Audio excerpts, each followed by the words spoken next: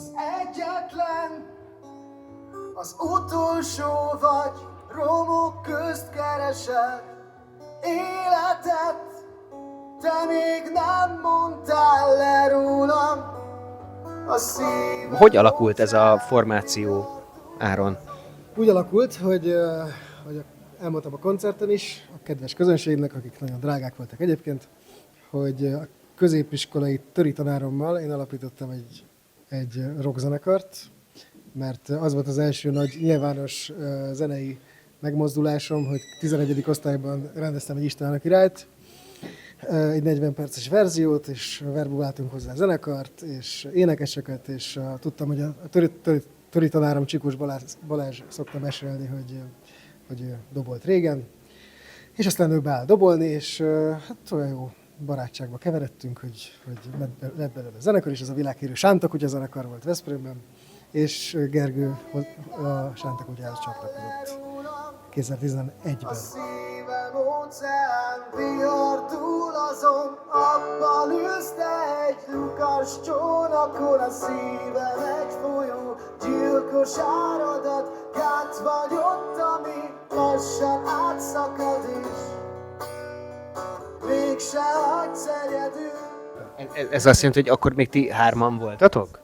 Nem, négyen voltunk akkor, és volt még egy basszusgitáros, Szoboszlai Zsolt, ő hívott engem egyébként a zenekarba, és nagyon hálás vagyok neki, hogy ezt megtette, mert nagyszerű barátságok alakultak ki egyébként a zenekaron belül, és hát ennek köszönhető a csendesebb részen formáció is.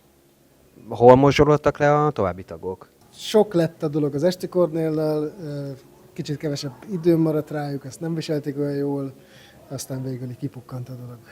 Amikor éppen kicsit meg akartuk reformálni a zenekart, mert eléggé ilyen klasszik régi magyar rock stílusban nyomtuk, és Gergővel kicsit szerettünk volna új soundokat behozni, de hát kevésbé voltak mozdíthatóak a srácok, de ettől még nagyon szeretjük őket természetesen. Megmaradt egyébként az a baráti viszony, miután Gergő a reformer, szimpatizáns benne maradt ebbe a duóban, és duóvá avanzsáltatok tulajdonképpen. Megmaradt velük a jó viszony? Van ilyen közös gemelés, vagy ötletelés azon, hogy egyáltalán bármi még lehetne? Közös gemelés nincs már, bár Csiki beszállt azért hozzánk is, és amikor Sánta Kutya dalokat játszunk, azt ő is játszotta velünk, volt velünk a Budapest Parkban is, úgyhogy szuper újra egymásra találás volt. Zsolti kimaradt belőle, ez az ő döntése volt, de a barátság én azt gondolom, hogy megmaradt, és mindannyiunkra nagyon-nagyon jó szívvel gondolunk vissza a mai napig. Szerintem egy nagyon szép dolog. Tehát, hogy érzitek, hogy a zene az abszolút az a fajta előadási mód, amivel az embereket kell lenyűgözni, vagy pedig önmagatokért való játszás, és az ebben, nem tudom, ilyen lelki megnyugvás megtalálása, mi az, ami éltett titeket? Először Áron akkor. A zene az, ami szól a fejemben, és jobb, ha azonnal el van távolítva, mert különben sok marad belőle. Nekem alapvetően az a motiváció, meg hát ki tudom rostálni a hülye gondolatokat a fejemből, hogyha ez nem papírra, most már képernyőre vetődik. Úgyhogy nekem ez. És az egy ilyen kellemes plusz, hogy élőben is el lehet játszani. Gergő? Ugyanez. Egyszerűen megnyugvást jelent az, hogyha kezembe fogom a gitárt, és elkezdek gyakorolni, elkezdek zenéket írni, vagy Áronnal elkezdünk játszani, ez nekem óriási megnyugvás, és egy teljes kikapcsolódás a mindennapi mókuskerékből. Nekem ez egy egészen másik énem, és nagyon szeretem ezt az énemnek az életét élni, és igen, kikapcsol.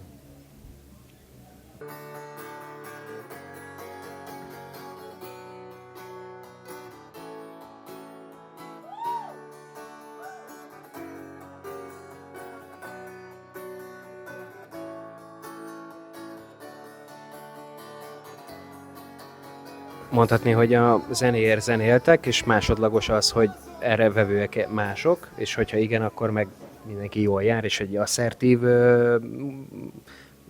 mondjuk előadásmód történik belőle, vagy az avanzsálódik?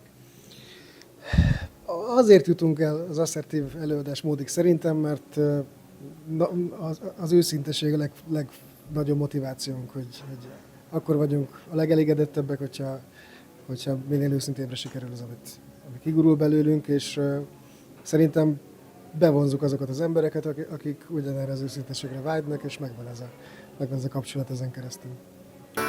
Mégse adsz egyet.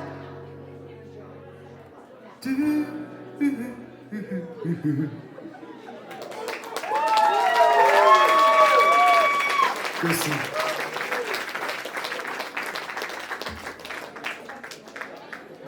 Játszunk itt most Gergővel mi, ritkán játszott estikornél dalokat is. Lehet, hogy azért játszunk ritkán az estikornél, persze, mert szarok. De most végig kell ülnöttök a sűrű ködvont, amit a motoromon írtam az M7-es autópályán Velence tájékán. Többször felcsendülnek Esti Kornél dalok akusztikus verzióban a saját dalok mellett. Melyik az, de ha nem akarsz így rá válaszolni, megértem, de hogy mondjuk melyik az, ami szerinted így jobban passzol hozzád, vagy hozzátok a kettősötökhöz? Természetesen a saját dalok. De hát az Esti Kornélnek is hát én rengeteg mindent köszönhetek, és szóval hogy az van, hogy az Esti Kornélon keresztül lett nekem nyelvem is saját magamhoz, hogy a zenei ízlésemben is nagyon sokat alakítottak, a világlátásomban is nagyon sokat alakítottak, úgyhogy nekem az Esti Kornél az anyahajó, és én onnan rugaszkodok el, de most már alakult ki olyan, bízom benne olyan összetettségű saját nyelvem, amiből jut az Esti Kornélon kívülre is. Úgyhogy mind a kettő nagyon fontos. Gergő, te ezt hogy éled meg a saját szemszögedből, hogy milyen érzés, amikor saját dalokat, és milyen érzés, amikor más zenekart, mondjuk a Kornéltól játszotok? Én is sokat köszönhetek egyébként az Esti Kornélnek, főként azt, hogy vagyunk mi így ketten, és időközben megismertem a srácokat, és nagyon megszerettem őket, úgyhogy korábban egyébként nem hallgattam Esti Kornélt, és mióta játszok őket, azóta ez rendszeres, és nagyon, nagyon megszerettem a dalokat is. Az Esti Kornél dalokban nekem az izgalmas, hogy erre a formációra gyakorlatilag újra kell gondolni, egy kicsikét újra kell alkotni őket, és hálás vagyok, hogy ezt megtehetem, és köszönöm a bizalmat egyébként a részükről is. De amit együtt írunk, az nyilván sokkal közelebb áll a szívemhez, és szeretem. Jobban szeretem azokat játszani, ettől függetlenül nyilván az Esti Kornél dalokat is nagyon, nagyon szeretem. Mondhatni a saját dalokra, hogy egy picit bensőségesebbek számodra.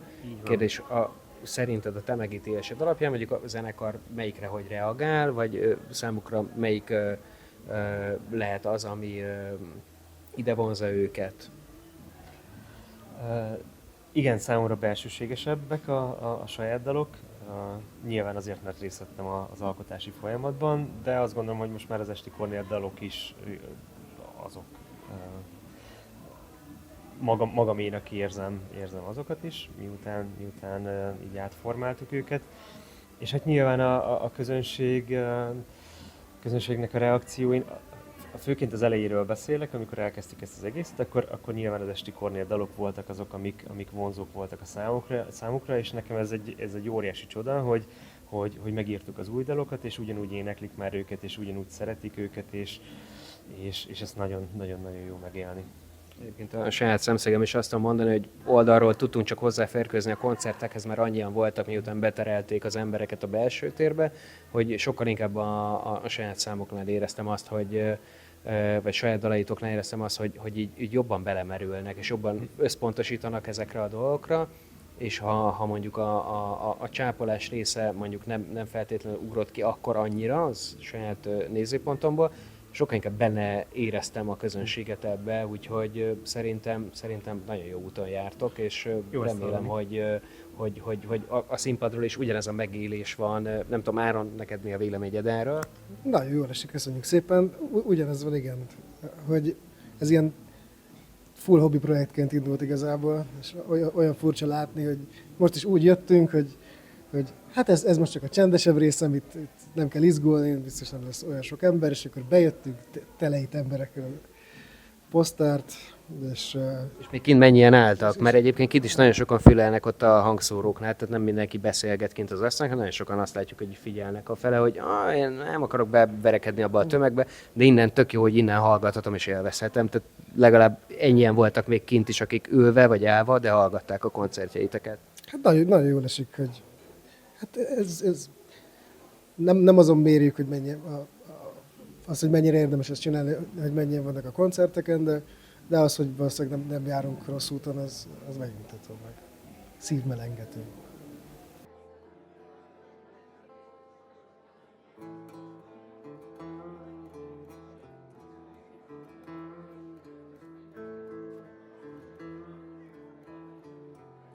Miért esett a választás a Budaörsi Fesztiválra? Ez egy tök jó fesztivál. Ez egy fesztivál a tök jó helyen, ahol sok ember van. Úgyhogy még hogyha önösek lennének a céljaink, akkor is ezzel dicsérni szeretném a fesztivált, hogy ez nem egy kompromisszumos döntés, hogy ide eljövünk, hanem egyszerűen nem is tudom pontosan, hogy volt, hogy a menedzserünk Balázs hogy egyeztette ezt, de hát mondta, hogy jövünk a Budaörsi Fesztivál. Ó, tényleg jövünk, király, persze, hogy jövünk. Elfogyóban nálatok az a lassú, mindent felőrlő erő, ami aztán olyan mélyről hoz elő dolgokat, hogy elhiszem, hogy több vagyok, elhiszem, hogy Azért szerettem ezt a mai napot, mert hogy bár fesztivál, de mégis olyan, ahol nem fesztiváloznak a hallgatók, hanem hallgatnak, és ez nagyon megtisztelő volt egyébként ezt látni, hogy eljöttek ránk, és élvezték végig, és hallgatták végig a zenét, és nem csak fesztivál hangulat volt, hanem tényleg odafigyeltek, és ahogy Áron mondta, ez egy ilyen otthonos érzést keltett, úgyhogy hát ezért nagyon hálásak vagyunk nekik, és egyébként ennek a fesztiválnak is, hogy itt lehettünk.